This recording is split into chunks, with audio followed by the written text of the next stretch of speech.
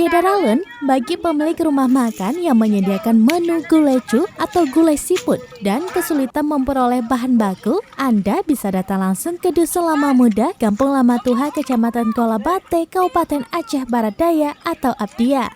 Dusun terasing di Kolabate ini berjarak sekitar 10 km dari Blampidi, ibu kota Kabupaten Abdia. Pada Minggu 28 Agustus 2022, Serambi On TV berkesempatan melihat langsung bagaimana cara ibu-ibu di dusun itu mencari siput di bibir koala. Kak Nong berusia 45 tahun, salah seorang pencari siput mengatakan jika musim air pasang, mereka mampu mengumpulkan sebanyak 10 hingga 15 karung ukuran 25 kg. Namun kalau musim kemarau, siput sangat sulit dikumpulkan. Untuk soal harga, siput dibeli oleh agen pengumpul masih tergolong murah, sekitar Rp10.000 per karung.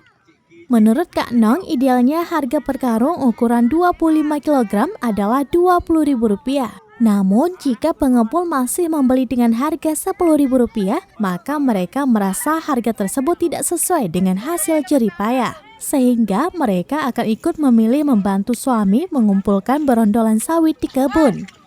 Untuk hari ini, kelompok ibu-ibu tersebut berhasil mengumpulkan siput sebanyak 160 karung yang dipesan oleh agen dari Banda Aceh.